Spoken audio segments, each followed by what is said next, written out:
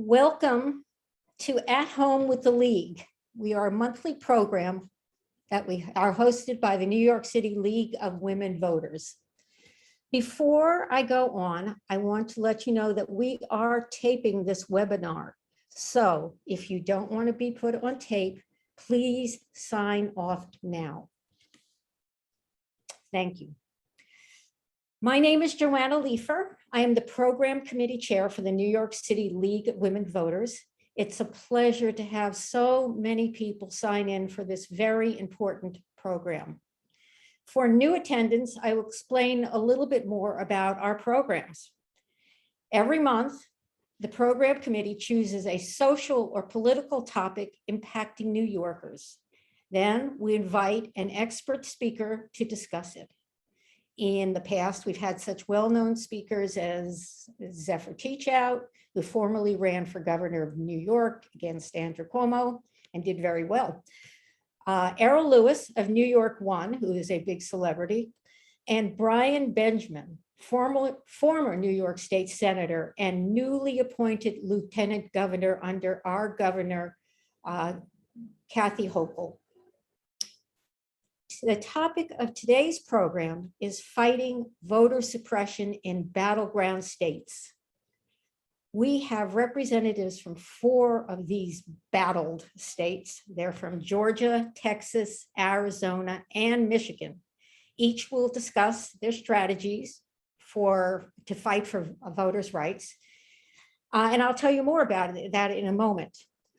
I want to tell you about a couple of our upcoming programs. In October, on October 12th, the topic of our program is the New York State and New York City Board of Elections, which has come under a lot of scrutiny, particularly in the last elections. If many of you remember, there were some votes not counted or extra votes that were counted. It was kind of a mess. We're featuring Lulu Freistadt, who is the executive director of Smart Elections, a nonpartisan project improving elections by focusing on security and hacking, accessibility, anti-corruption, and voting rights. She will be accompanied by our own Kate Doran, who is a New York City and state league member, and they will be discussing the pros and cons of our Board of Elections. In November, we have another very interesting program that it is now in process that we're developing. We've invited a speaker on the Texas new abortion law and its repercussions. By November, I know a lot more will have happened, so this should be a very interesting and informative presentation, and I'll keep you updated about that. We have a few housekeeping announcements. Today's program will include 4 panelists and a moderator. After the presentation, there will be a 15 to 20 minute Q&A. You probably noticed already that all you viewers are muted, but if you have any questions, please type them into the Q&A below, not into the chat. You can't use that, but into the Q&A, and our moderator will read them off. If you have a question for a specific panelist, please include that information.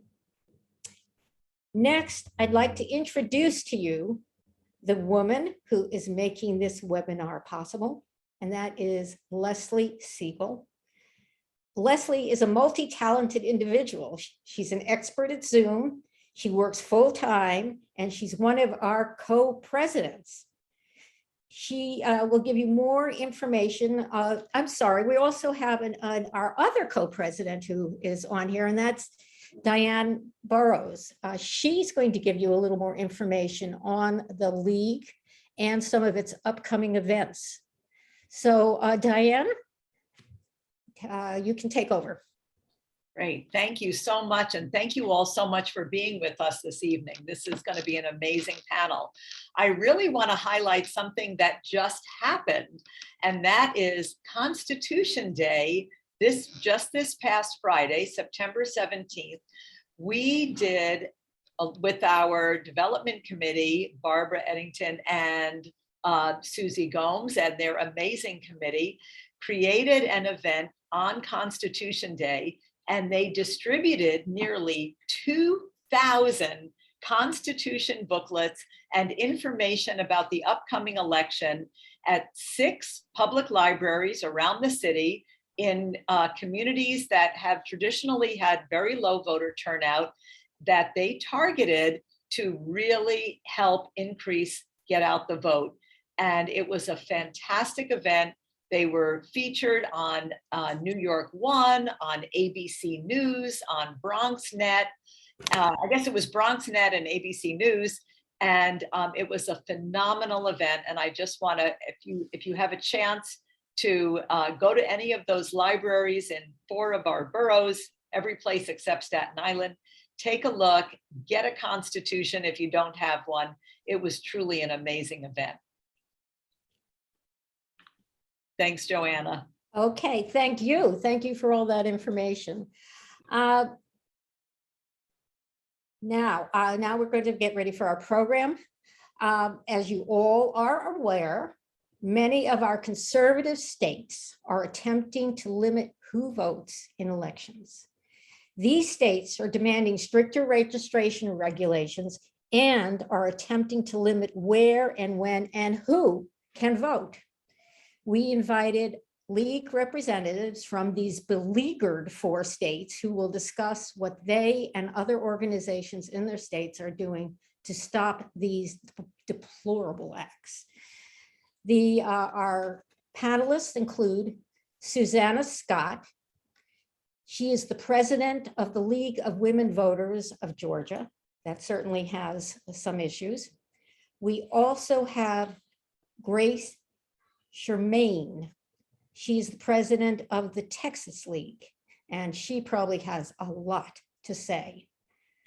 We have Penny Shuran, president of the Metro Phoenix League in Arizona, and Christina Schlitt and Paula Bowman, who are co-president of the Michigan League, and they will discuss the challenges going on in Michigan.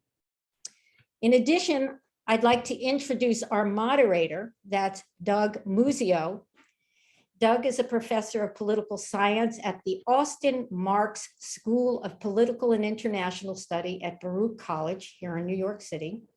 He is a specialist in public policy, political news, public opinion, urban and state elections, polling, and similar topics, a lot more. He's also been a TV figure. For over 16 years, he hosted a CUNY TV program called City Talk. And while he was hosting, he was nominated for an Emmy Award. That was in 2005. So we have a very impressive group of panelists and a great moderator. So without further ado, I'd like to turn this program over to Doug Muzio and our panelists. Well, the first thing I want to do is thank the League for inviting me to participate in really what is a vitally important assessment from the front lines of the battle and the fight against voter suppression. And as I said earlier, I was somewhat unfamiliar with the depth of the activities that you people are involved in and the activities of your opponents. And it looks like a battle royale.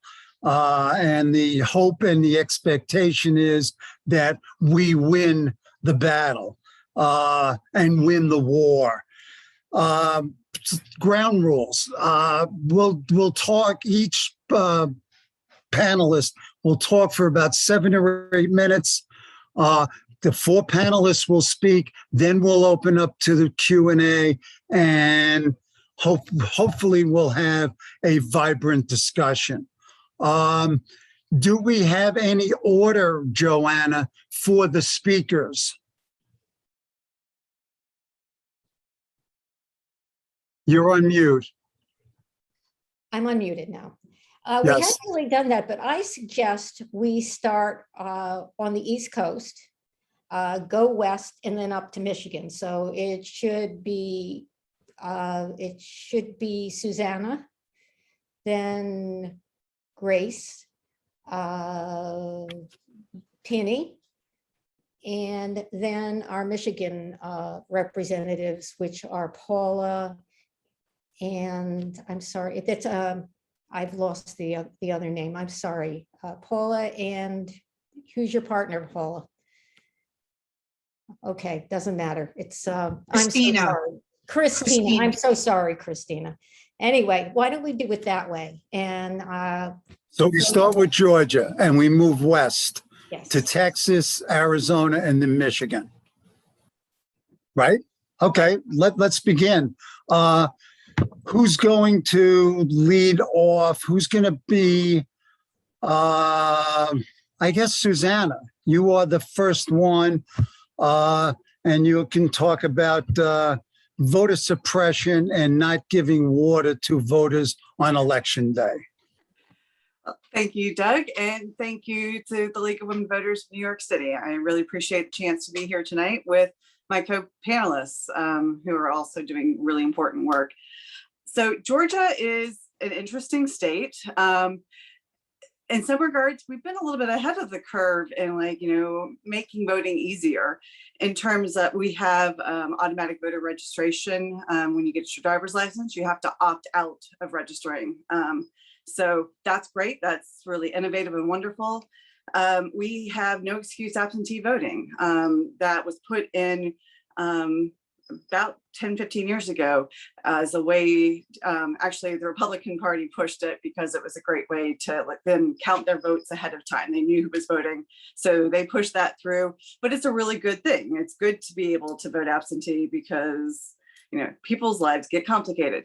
But on top of that, there's a lot of stuff going on that really makes it harder. So at the same time that they're making it easier to vote via absentee voting, they actually made it harder to vote in person, moving from having 7 different types of documentation you could bring with you to the polls to prove your identity, to mandating government issued photo ID. If you live in the urban area and have a driver's license, that's really easy, no big deal. If you don't drive, if you live in rural areas where there's only one DMV, which is where you can go to get an ID that isn't a voter or a driver's license. It's harder to get to those places if you don't drive. And if you're poor, it's harder. There is an affidavit you can sign to say you can't afford a voter ID, but that's still, you've got to know how to, you've got to know how to find the information about that. So it can be difficult for older people, poor people, people who live in rural areas to get the necessary identification to vote. On top of that, in places in our urban areas and in places with high minority populations, we've not been good in our 159 counties at making sure that there are adequate numbers of polling places for the populations, that there's an adequate number of, equipment, the voting machines. So we have historically had really, really long lines during election cycles, mostly in predominantly African-American, Hispanic areas, which decreases voter turnout because if you have to wait 8 hours to vote and you have to get to your job and your employer is only required to give you 2 hours to vote, that's a huge problem. So we have had a real hard time historically getting out voters in areas where you chronically have long lines. So moving into 2020 election, we had a really big push to get voters registered here in Georgia. We did that with our partners. We have a state table, Pro Georgia, that we are part of, that a lot of us who care about elections work together to register people to vote, to get out the vote, to educate them about changes in the law. So we worked really hard with our partners to make sure we got people registered to vote. And here in Georgia, we now have a 95% voter registration rate, which is really, really good. And then we had 2020 election, and we started off at a handicap, which was that our voting machines, we had totally decided to move from our old voting machines to brand new voting machines. So our presidential primary was going to be the first time we got to test those out. That was at the end of March, and that got postponed because of the pandemic to May to coincide with our primary election, which then got pushed back to June. And in that time, because of the pandemic, people weren't able to get trained on their voting machines. So we were working at a deficit there. And then the average age of poll workers in Georgia is 70, or it was before last year. And so the vast number of our poll workers opted not to return to work as poll workers. So we were really handicapped in that June primary because we were using the machines. People hadn't been able to, train on them. People hadn't been able to try them out because of the pandemic. So our primary was a mess. But I will say this for both the Secretary of State's office and our 159 county election offices. They took the feedback that they'd learned their lessons, and the runoff primary election, and then the November election went really smoothly. We worked with our partners to make sure people understood how to register or how to apply for absentee ballots. And we worked really hard to make sure that we got the vote out, and we had the highest turnout that we've had in years here in Georgia as a result of that. And then we had the 2020 or 21 legislative session, and our legislators decided to solve a problem that didn't exist, which was corruption. All the claims of voter fraud, which we had multiple audits, multiple recounts that proved that our elections are actually, the November election went really well, that there weren't problems of fraud. But because there is a narrative on the right and our legislature is predominantly Republican, they decided to address that problem and solve that problem that didn't exist by passing State Bill or Senate Bill 202. And our partners and I and the league worked really hard to track all the legislation that was going through this legislative session, keeping an eye on we knew that they were going to attack voter access. So we worked to make sure that we were tracking the legislation, that we were showing up at hearings to testify about the problems with the legislation, offer solutions, better ways that they could address any concerns they had. And the Senate Bill 202, I was telling Christina this afternoon, it started off as a 2-page bill when it passed the Senate. And then when it got to the House committee, they added 96 pages to it. And it covers everything from not allowing people to give out water in the lines to creating, giving this Georgia legislature almost complete control over who is appointed to the state election board, stripping the Secretary of State of his powers as Secretary of State. And I will give him this. He clearly said that there was no election fraud in our election, and he was punished for it in this bill. Also created processes to throw out or to remove boards of elections and election supervisors, and then created lots and lots of different ways to make it harder to vote. So they've shrunk the period of time in which you can actually apply to vote absentee. They've actually, in some regards, have made it easier for weekend voting, but have also made it harder. So they tried to create some standardization and that there will be weekend voting, which is great. But then they limited that amount so that voters in populous counties don't necessarily have as much access to weekend voting as they did before they standardized things. They also limited the number of drop boxes you could have. So it's great now, every county has to have a drop box for absentee ballots, but not every, but they're limited to one for 100,000 voters, which means that in my county, we're going from 31 absentee ballot drop boxes to 5. City of Atlanta is experiencing something similar, or the county of Fulton. So they've made things harder, and they've made, by claiming to make things easier or more standardized, but they're putting in these one solution fits everyone ideas that don't actually work for everyone equally. Right. So I got a minute. You got 30 seconds. Go 30 ahead. seconds. Okay, so what we've been doing since then is working to educate our voters to make sure that they understand what the new rules are, what the new processes are for absentee voting, for early voting, so that they are equipped with that information. And we've also filed a lawsuit with our partners to try and enjoin the state from actually implementing some of these changes that are going to be really detrimental to our voters. Thank you. Thank you. Thank you. That was good. That was on, right in the time. Let's move now to Grace and tell us what's happening in the Republic of Texas. All right, so y'all asked me to do this, and so I wrote a speech, and it's called "It Could Be Worse." So I'm just saying. So Texas has a long history of voter suppression and a very complicated voting and election process. And as a result, we have one of the lowest voter participation rates in the United States. Yet for the 2020 election, it could have been worse. 78% of the state's voting age population were registered, which was a record. And we had a 66% voter turnout, which was the best in 30 years.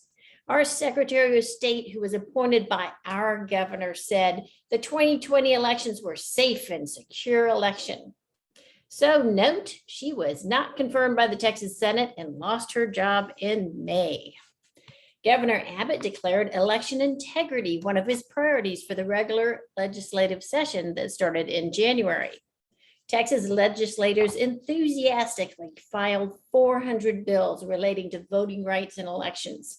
Most of the bills were aimed at restricting voting rights, especially those of voters with disabilities, older voters, urban voters, and voters of color. A few weeks ago, after one regular session and two special sessions, the Texas governor signed the anti-voter omnibus bill into law. The League considers this bill an assault on our democracy, an enormous blow to voters across Texas. Yet, shockingly, it could be worse. If not for the pro-voter advocacy by the League and our voting rights allies, even more restrictive policies would have been enacted. If the omnibus bill had passed during the regular session that began in January, the bill would have severely restricted early voting times to 7 a.m. to 7 p.m. and would have prohibited early voting on Sunday before 1 p.m., which would have impacted souls to the polls. It would have required voters with disabilities who vote by mail to state the nature of their disability and provide medical documentation. It would have allowed poll watchers to videotape voters in polling places. It would have made election officials subject to felony prosecution for altering election rules like we did during the pandemic. During regular session, these anti-voter omnibus bills were rushed through. Committee chairs held marathon hearings through the night. They'd start at 5 and end at 10 o'clock in the morning. They limited public testimony to 2 minutes. They didn't enforce the mask mandates in very tight committee rooms, which threatened the health of witnesses and greatly reduced the amount of people who could have otherwise testified. So it was impacting voters with disabilities and older voters who are very impacted by COVID, and they weren't able to be there to testify. 3 strategies we used during the legislative sessions. We created a voting rights team that followed all the bills and wrote the testimony. The League worked with partner organizations to strategize and pull together talking points to empower voters, our members, and the public. And we had a very effective action alert tool where League members and supporters were able to send pre-written emails to their legislators in opposition to these bills and write letters to the editor that sort of automatically sent them out to all the news places close by them. We had over 240,000 contacts with the legislators using this tool. They actually called and said, stop it. I said, well, you stop it. Ultimately, The anti-voter omnibus bills failed to get a final vote in the regular session because some legislators took what they considered the only option available to them. They broke the quorum and left, leaving the Capitol. So the Texas governor called the first special session with the same anti-voter agenda, more marathon committee meetings, and the legislators knew it wasn't going to happen again. They weren't going to get to any true deliberation. And so they again broke quorum and went to Washington and tried to advocate for federal legislation. When the first special session ended, the governor called the second one immediately with the same agenda. And eventually the bill passed. But as you know, it could have been worse. How bad was the bill? These are the worst parts. You know, there's more worse parts, but these are some of the worst parts. It threatens election officials with criminal prosecution for enacting procedures to meet local community needs to increase voter participation. It threatens advocacy groups and individuals with felony prosecution for providing needed assistance to voters at polling locations and to vote by mail, if you're helping them. It limits the ability of election judges to remove disruptive or intimidating partisan poll watchers. It allows partisan poll watchers to take election officials to court over perceived obstructions. It makes voting more confusing and complicated in Texas. It was already confusing, now it's more confusing. Voters who use vote by mail are now required to include the same voter ID number they used when they registered to vote to apply to vote by mail, and it must be the same number that's also on their vote by mail ballot. Oh boy, we're going to have so much fun with that voter education. It bans ballot drop boxes. It bans drive-through voting that were so popular in many of the counties. It adds difficulties for hardworking election officials. It requires new procedures for purging registered voters. It threatens local officials with loss of employment and civil penalties for failing to maintain voter lists to the satisfaction of the Secretary of State. And it adds a lot of cost to local county governments. But it could have been worse. We did have some wins, so let's celebrate those. We have our first vote by mail tracking system. Woohoo! All right, we have our very first vote by mail tiny cure. So if there's a problem, you might be able to fix it before the election results. Woohoo! We never had that before. We got poll watcher training so that they now have to take a little oath and they have to take training before they go in there and harass the election judges.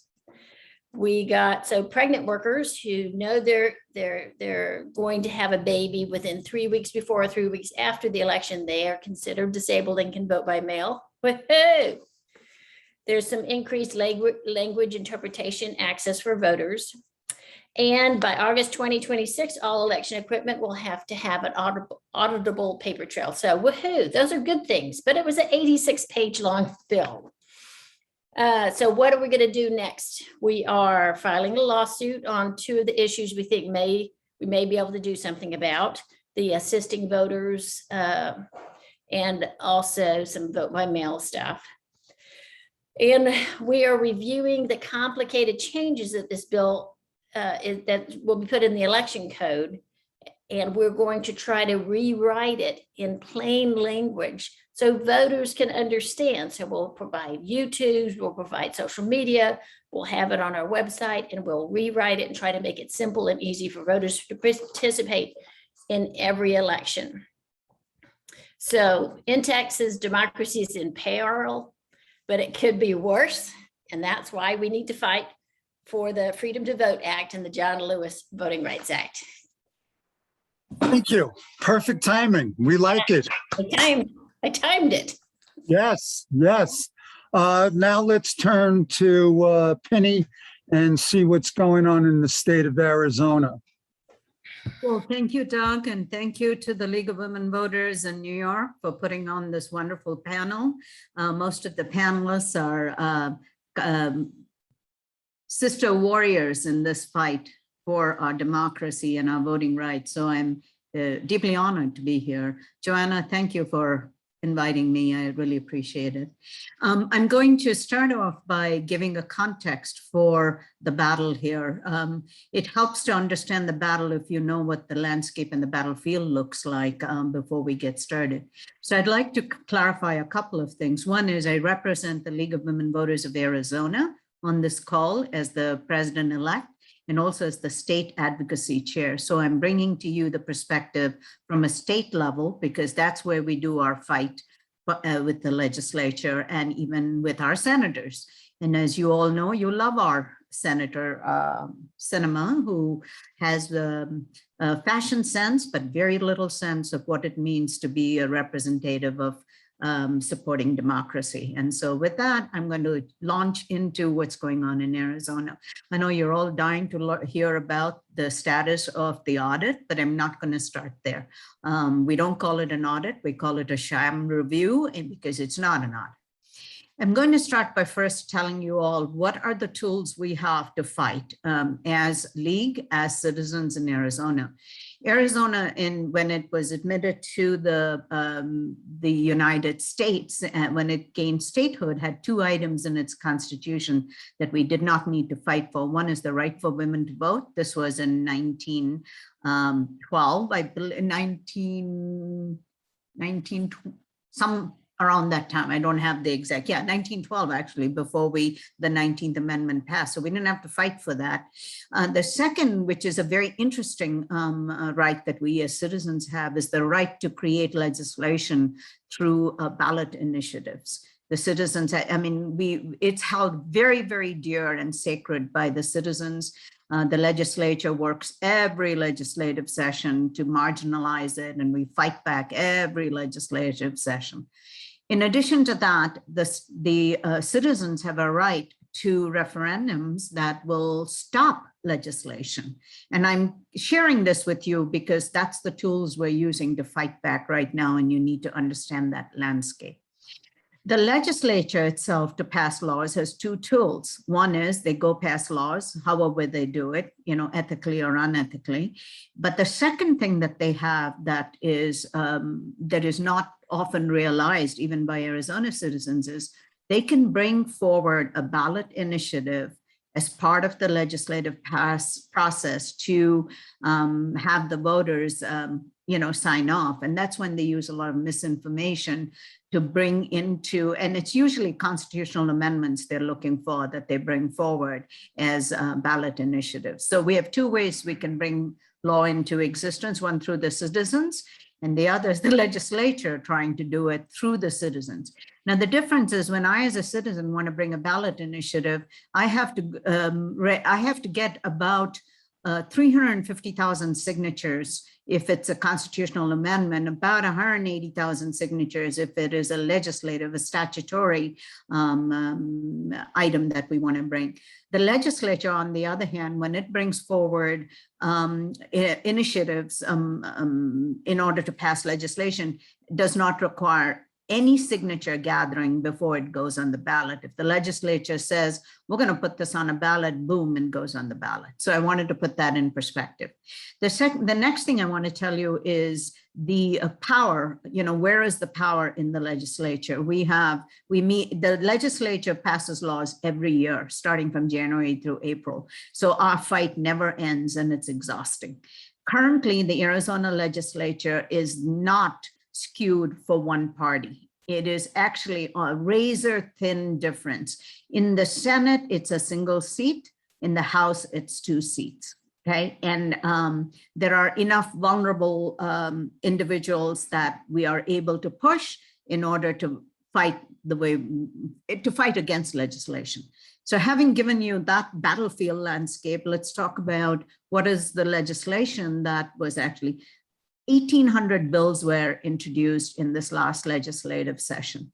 Out of the 1,800 bills, about 160 were tied to voting elections, ballot initiatives, because the other way they want to control it is they don't want us to be able to bring forward ballot initiatives, and also efforts to curtail the power of the secretaries of state, who happens to be from one party and not the party in power. Okay, so that many bills. in actuality, what happened is that only 26 voting related bills were ever heard. We were able to push back even before they came to committee to stop a large number of bills. So about 26, 28, and if I get the number wrong, are the bills. Out of the 28 bills, only 4 finally passed. Okay, so I want to kind of bring that up. So when Grace talks about it could have been worse, it could have been 28 really bad bills, one of which was the decision on who picks the president would go to the legislature, not through the electors. Another one was to change all of the voting machines to paper-only machines. We don't use only paper-only. We use electronic systems with a paper ballot as a backup. The other one, which was even worse, was that the votes that would get counted would be determined by a committee appointed by the governor. So they would oversee what votes get counted, because we have a legislator who believes that only quality votes ought to be counted in any election. So you all know where that dog whistle is going to and coming from. All right, having said, given you that sort of a general perspective, let's talk about what's the options. So I need to also say something else. When they could not pass some of these really offensive bills, what they did is they introduced that language into the budget reconciliation package. So they introduced non-budget items into the budget packet and passed it through, because, with razor thin margins, people want their money. And so, they were able to introduce that language. The other thing also that I want to point out in terms of the bills that were put through were that in general, the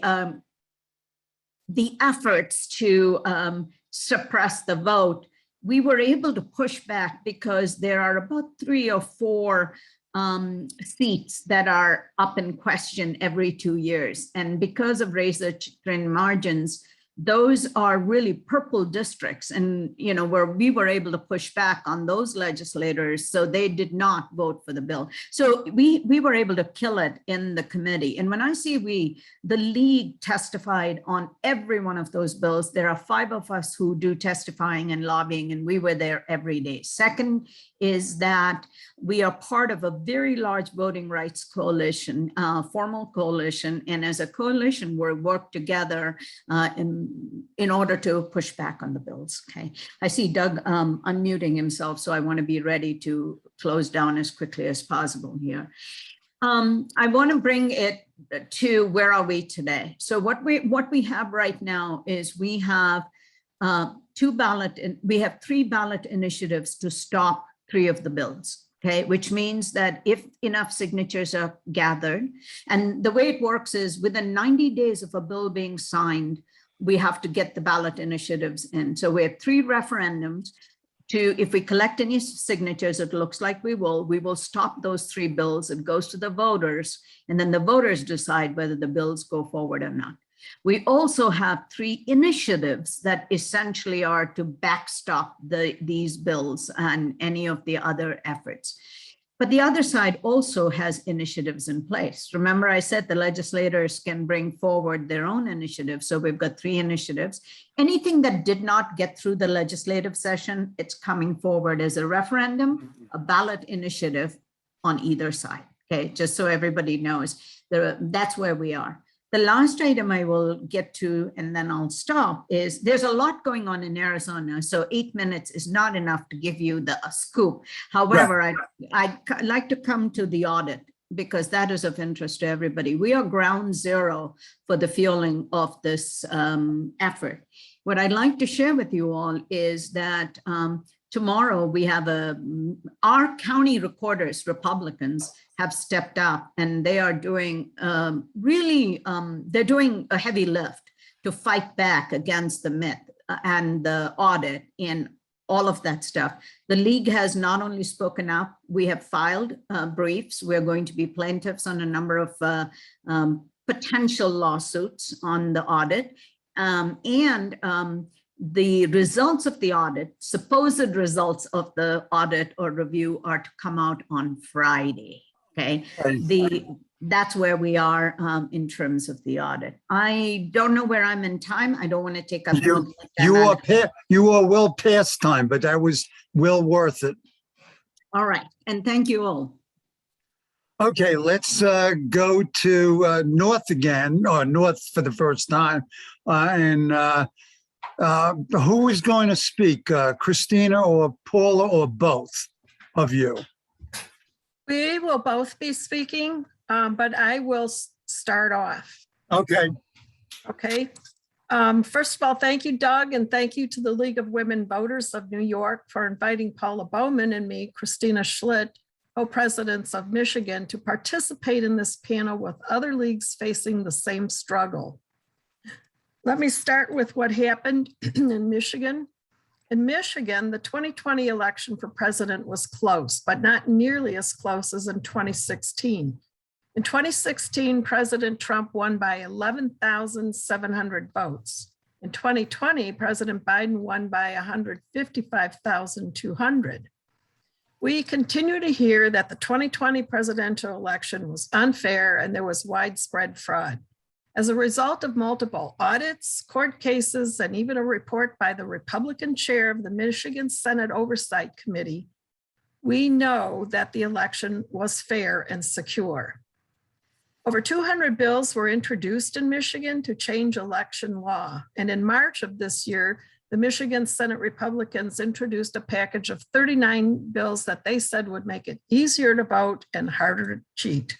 When in fact, it makes it harder for voters to vote, it makes it harder to administer elections, and elevates the partisan election observers over election administrators. Mm-hmm. Numerous hearings have been held on the package of bills. The League of Women Voters of Michigan has taken positions mostly in opposition of the bills, testified at community hearings, and sent action alerts to our members. Only 6 bills have passed by the Senate, and it is unclear when or if any of the remaining bills will move. No bills have completed the legislative process and been sent to the governor. Well, the governor has said that she will veto any bill that makes it harder to vote. The last real action on the bills was this summer, and the legislature returned after break with more hearings, but no action, no bills have been sent to the governor. What is in these bills? They require certain identification information on the absentee ballot application, such as the last 4 digits of your social security number, and a state driver's license. Now, the clerks don't have the social security information, so there's no verification process. They require an affidavit information that is a felony to vote more than once. The bills provide that a voter must vote a provisional ballot if he or she does not have his or her ID, or if his or her signature is determined not to match the digitalized signature in the electronic poll book on election day. I don't know about you, but my signature has changed from when I registered to vote 100 years ago. It requires a voter of provisional ballot to verify his or her voter registration record or establish his or her identity and residence within 6 days of the election for their vote to be counted. It allows for electronic return for the military of ballots, and we support this. However, it doesn't include military spouses or others living out of country. It deals with a variety of issues, including when drop boxes can be used and who can observe the election process. Now, I'd like to introduce Paula Bowman, and she'll talk to you about what we have in place right now. Paula? Thank you. Thanks, Christina.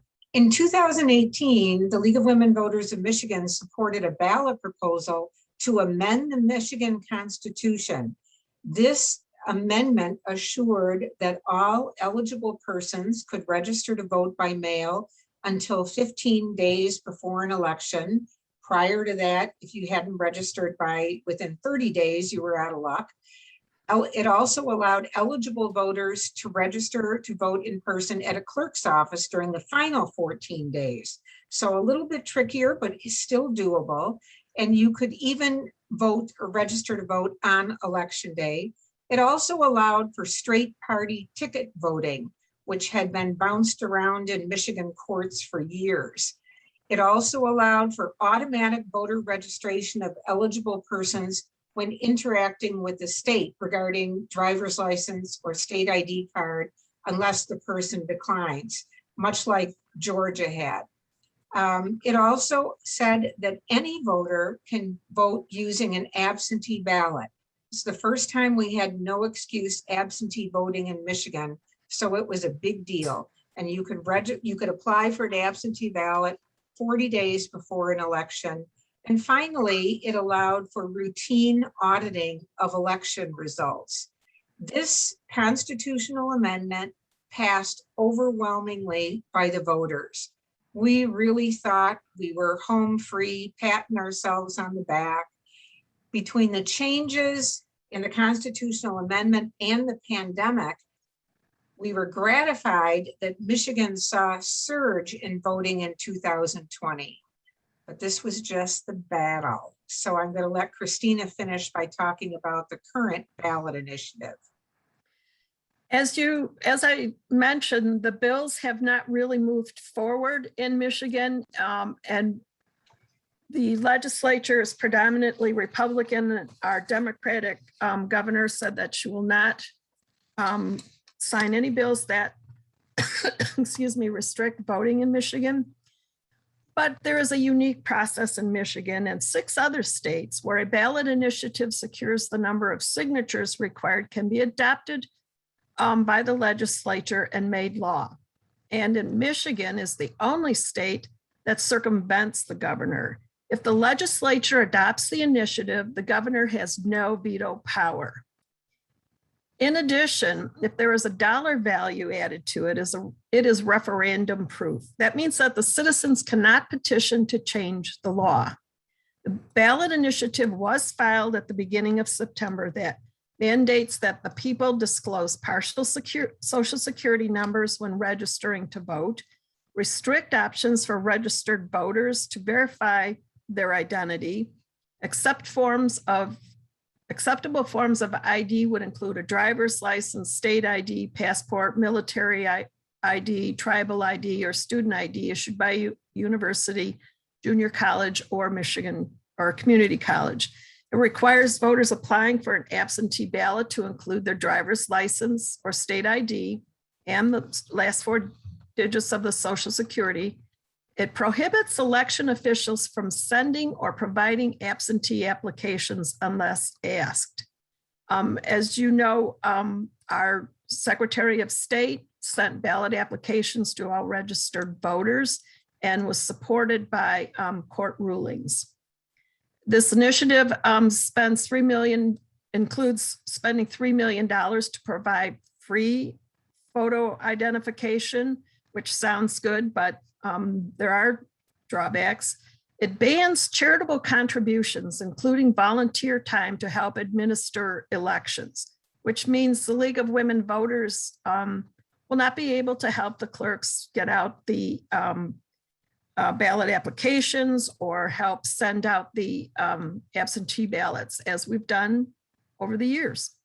It allows the legislature to adopt the legislation without the vote of the people and block a people's referendum vote after the adoption. Now, what this means is less than 4% of the registered voters in Michigan will initiate a law that will restrict all registered voters in Michigan, where more than 60% of the voters in 2018 voted to make elections more secure and voting easier. So some of the actions the League are involved in right now, we're just preparing ourselves because the initiative is going through the bureaucratic process of the Secretary of State, the ballot, the Bureau of Elections, and the Board of Canvassers to verify the form of this initiative. But the League challenges all efforts and tactics that threaten our democracy and limit the ability of voters to exercise their right. We've met challenges of organizations attempting to purge voters from qualified voter file through litigation more than once. And in 2018, the voters supported it. And Michigan is working hard to bring the voting rights back to the membership and the public in general through education. Right now, our efforts are going to be in educating Michigan on the rights that they currently have, which are being confused through some of the messaging that they're hearing. So we are going to elevate what Michigan voters already enjoy. Thank you. So we will be having an initiative that will start right after this initiative is brought to public. Thank you. Thank you. Frightening, but there's glimmers of hope. You know, there are wins among the losses. I mean, it could have been worse and may have been worse. One thing I noticed about the League, it has been in the forefront of amicus briefs and court decisions, and has really led the fight along with other civic groups to defend democracy. One question that I have, and this is directed sort of to all of you, is there any inter-league chapter coordination on strategy and tactics?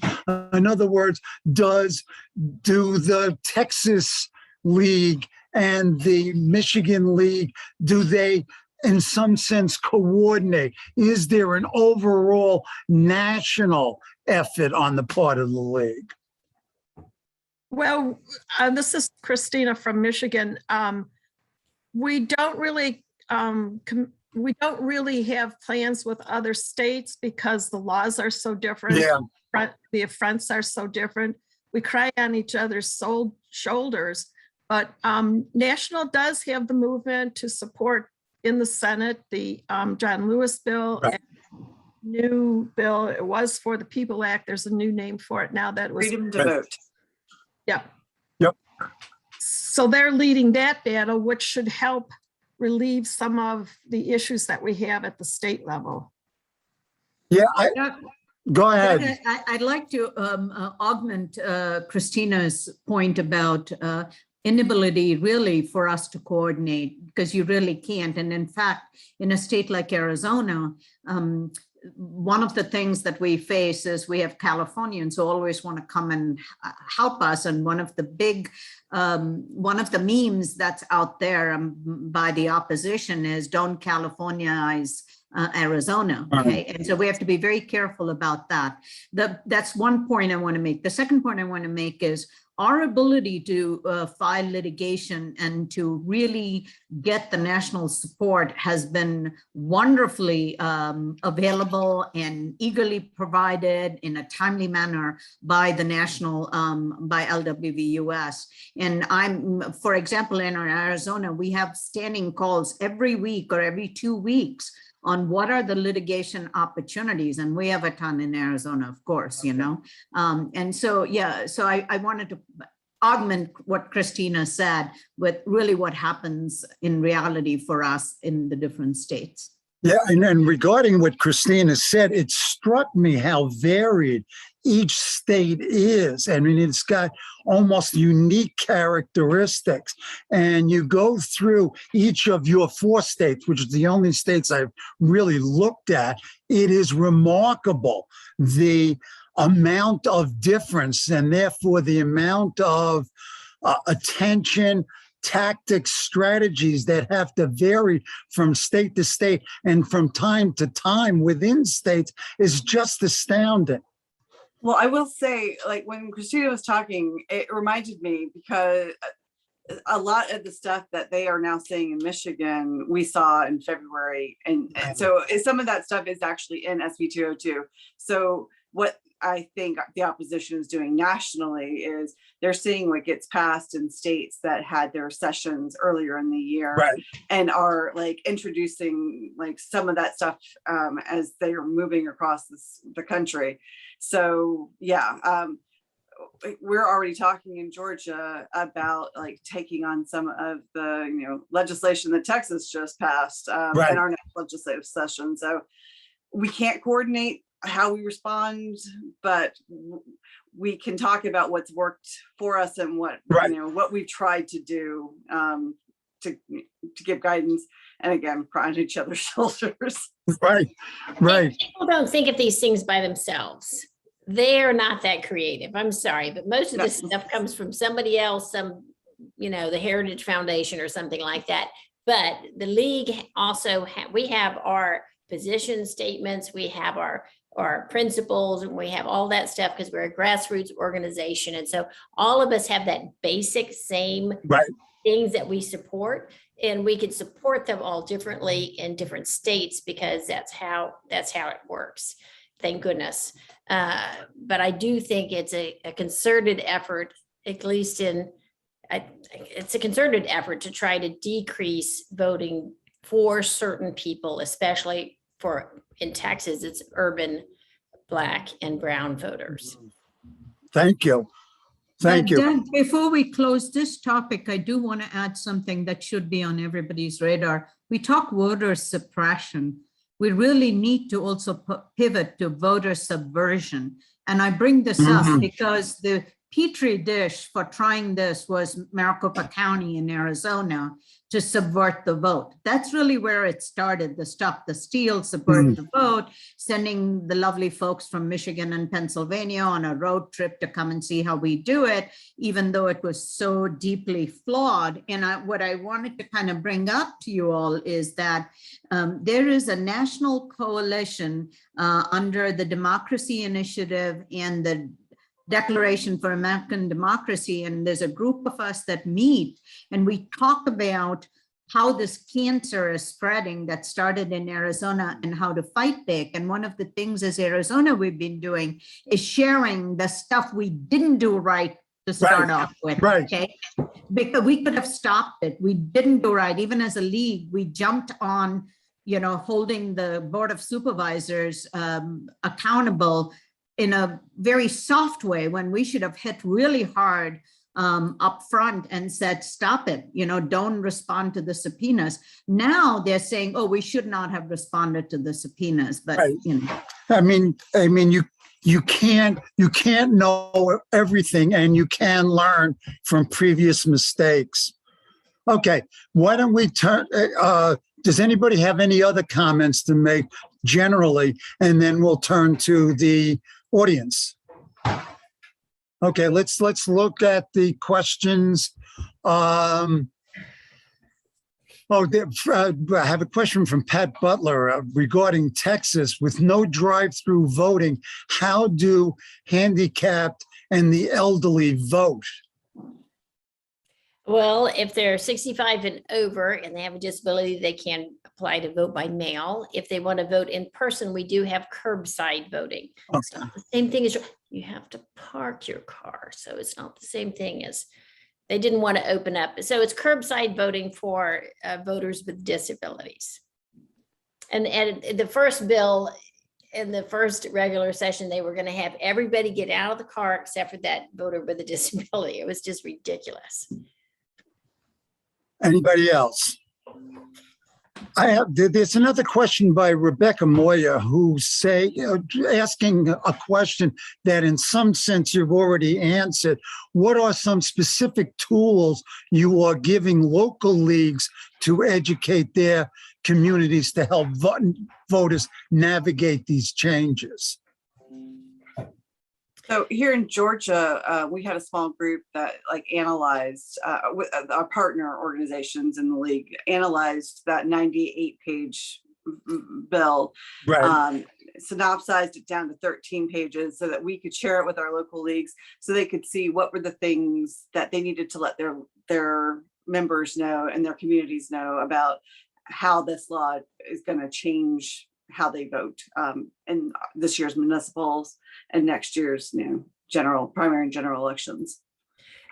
And what if- Anybody else? Christina. Okay, I'm sorry. In Michigan, we have a pass-through grant to all of our local leagues, and we've developed the materials, the press releases, the op-eds, all the talking points.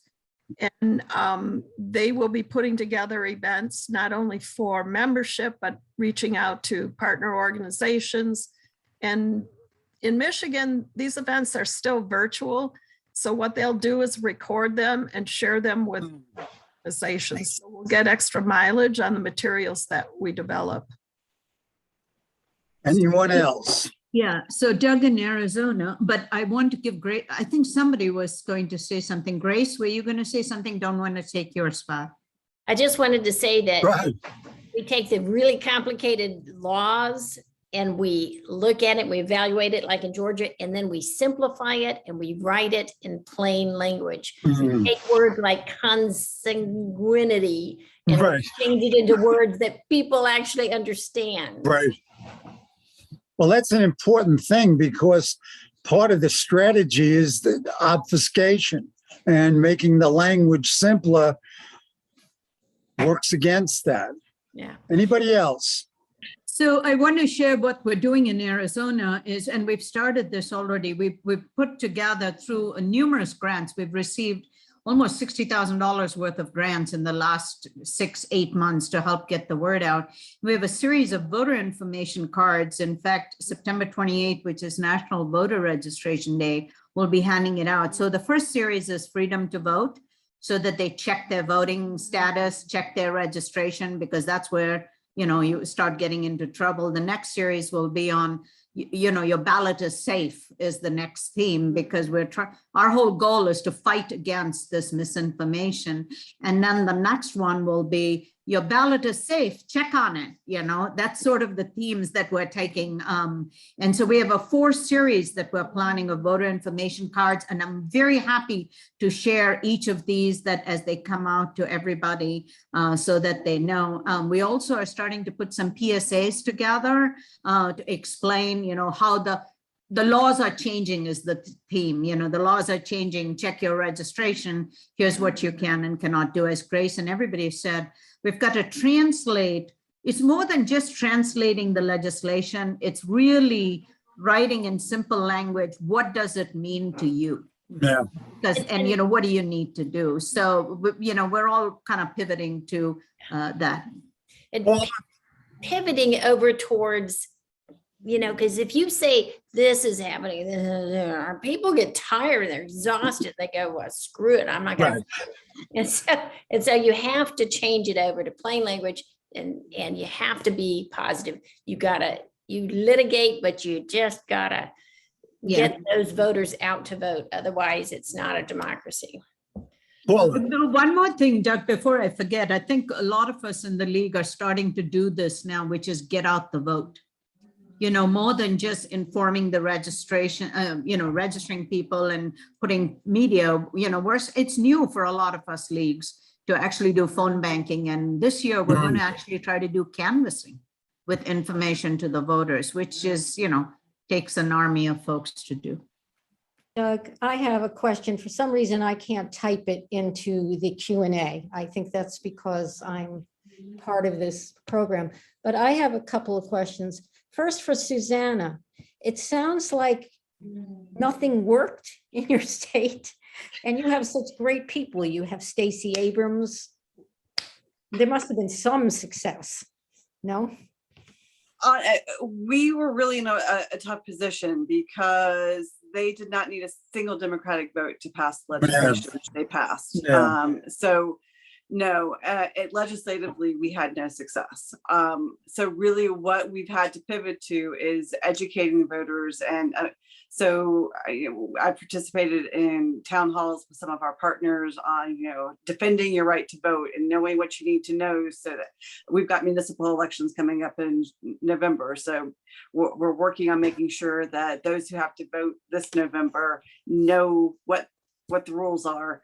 And and we're also working on the redistricting aspect, because at the end of the day, if we don't have fair districts, then we're not going to be able to make a change to what happens, in the, next year's legislature or 2021 legislature. So we are working to try and make changes. We're educating people. I was really impressed. We had a town halls around the state about redistricting, and we had like overwhelming turnout at each of those. So we and our partners are getting people engaged in understanding how these issues affect them, and they're showing up and speaking out. And we're hoping that translates into them showing up at the polls, because if 95%, if a majority of those 95% of registered voters here in Georgia actually show up at the polls, it kind of doesn't matter how restrictive some of these laws have been, because if we show up and vote, then we're going to be able to make a difference in our representation next cycle. So Paula. Oh, I was just going to mention that we were talking about the language difficulty of some of these bills and the petition. And in the current petition that is being introduced in Michigan, the current initiative, it is loaded with some of this very complicated and language that could go either way. We have some pretty astute people in our league who can usually decipher through this, but it is still up in the air in terms of what this ballot proposal really means in some cases. So we anticipate legal challenges and the necessity for legal opinions if, and we presume when, this does get passed. Okay, thank you, Christina. Just briefly, I'd like to touch on the point that Susanna just raised, redistricting. In Michigan, we were the 2010, 2011 cycle. Michigan was recognized in federal court as being one of the most gerrymandered states. We are living with that in our legislature as we speak, and we're battling what happened 10 years ago. We now have an independent commission, and hopefully that's going to change the whole landscape going forward. Yeah, I mean, redistricting is the big McGilla in the background. I mean, no matter what you do, if everything is gerrymandered to guarantee a win, then you've got to deal with that first. I have another question. Go. Maybe you already mentioned this, Michigan. I know you have a Democratic governor. Does that give you any advantage at all? I know you have certain state legislative amendments that might work against that, or regulations. Well, with this initiative, it will it won't help, and it just seems to be just bringing the state to loggerheads. I mean, our governor, fortunately, was protective of citizens in Michigan and initiated a number of health restraints, wear masks, stay home, be safe. Well, there was a faction that protested at the Capitol, and they actually put an initiative through where it disallowed her from continuing to do that. And it was taken to the Michigan Supreme Court, and it was upheld. So she cannot protect the citizens of Michigan. So it's, it doesn't work. We have a Democratic governor. We have a Democratic Attorney General, Democratic Secretary of State, all women, by the way, that are renowned in their fields, and they're just fighting this legislature. So no, it didn't help. Okay, there's a question from Lori Friedman, and she asks, what are the prospects for the Freedom to Vote Act, which seems to her the best way to override all the difficulties that you have? I mean, is there a reasonable prospect? I think there's more than there used to be. I think there's definitely more than there used to be. I think there's more movement, there's more thought, there's more stuff going on. I don't know if they can overcome it, but something has to happen at the federal level. Yeah, I would think so. I think it's really Go going to ahead, take, Susanna.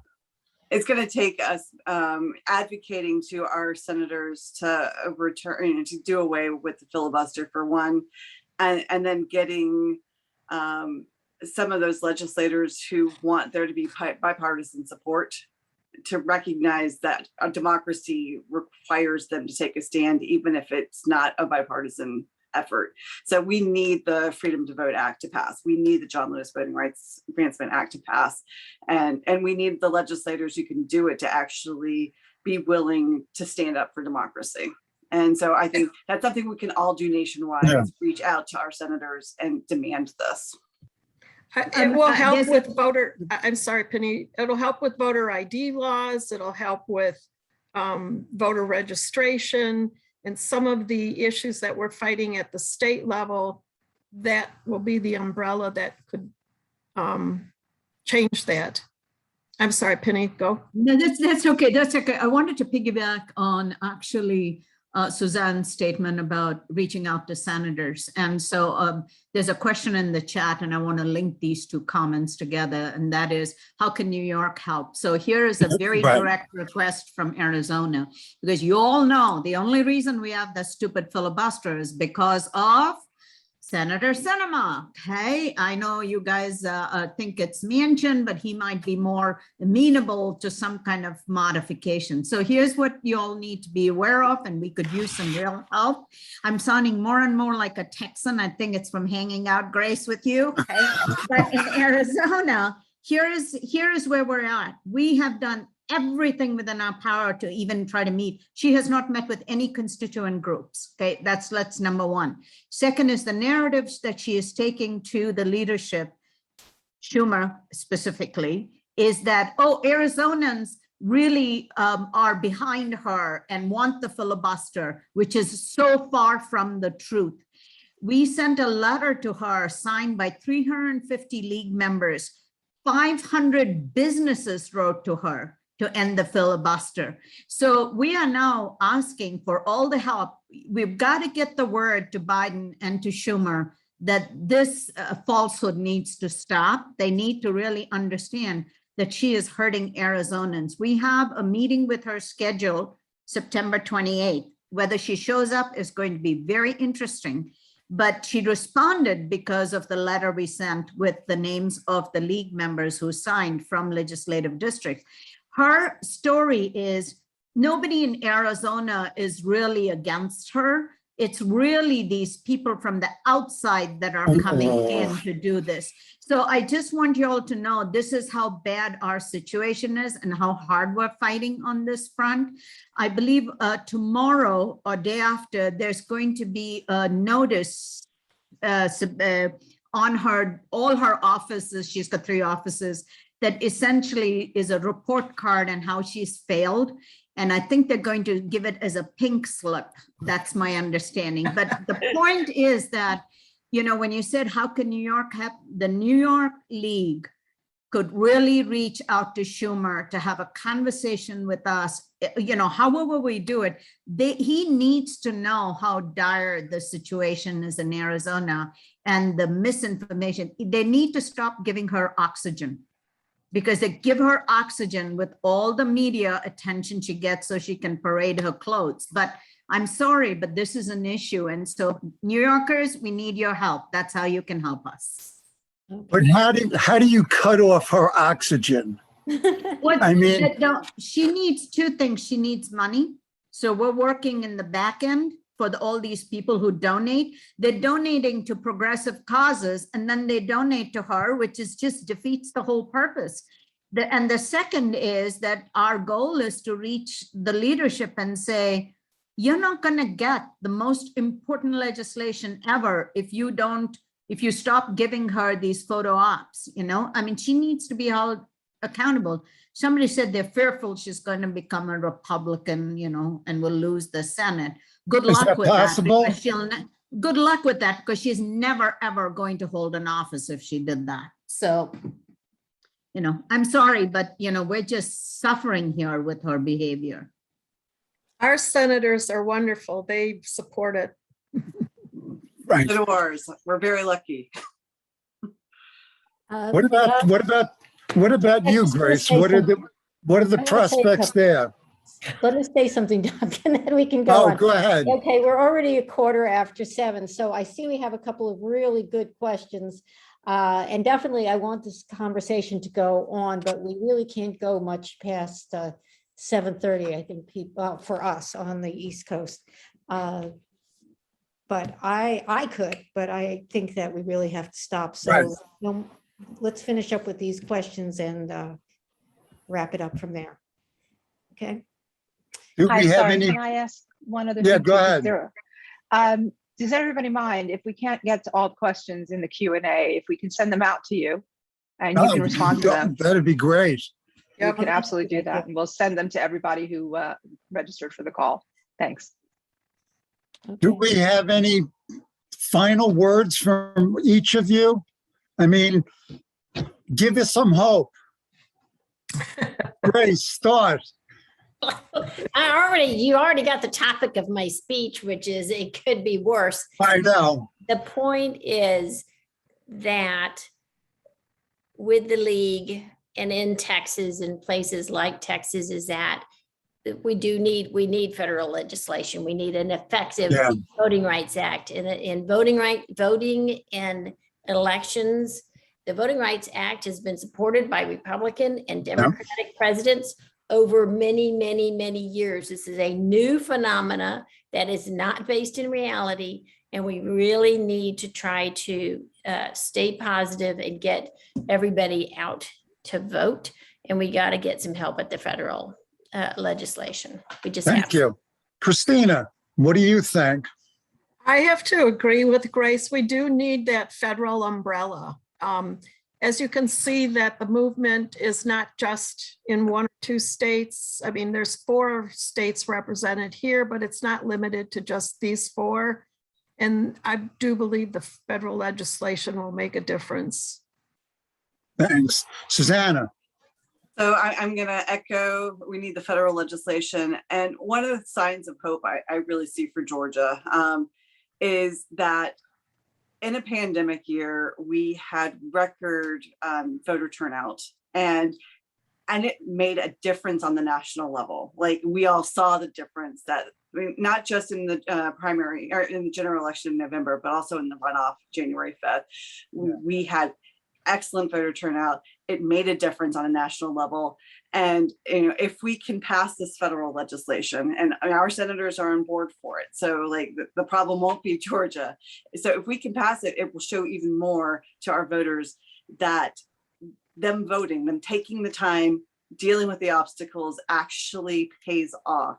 And so, I mean, I think if we can just push that, you know, for freedom to vote and John Lewis Voting Rights Act through, it will really invigorate voters in next year's elections. And those midterm elections are going to be key here in Georgia. It's also our legislator and our state state leadership is up for re-election next year. So I feel very hopeful that because of the successes of the 2020 election cycle, our voters are going to show up. But we need everybody else's help to make sure that that federal legislation gets passed. Good.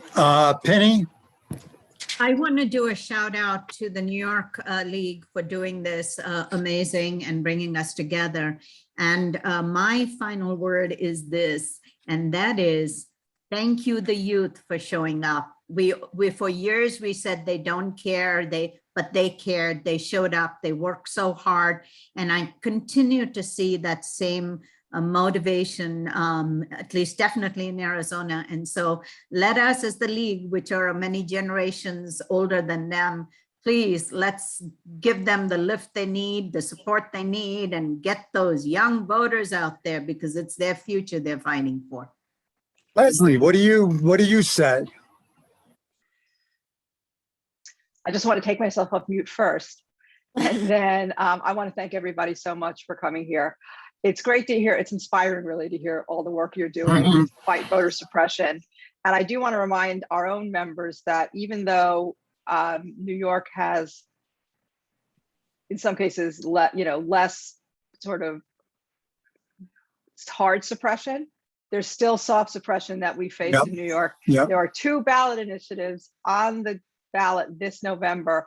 One would allow the legislature to allow same-day registration for voters in New York, and that has not been the case for many years, as well as one that would allow for no excuse absentee balloting, not the temporary COVID excuse, Right. but actual no excuse absentee balloting. So fight for us and fight for against voter suppression in every state. Anyone else? Paula? I wanted to echo that the federal legislation is really the parachute that Michigan needs. The fact that 340,000, a mere 340,000 people can force this incredibly restrictive voting rights or anti-voting bills to go through is just criminal.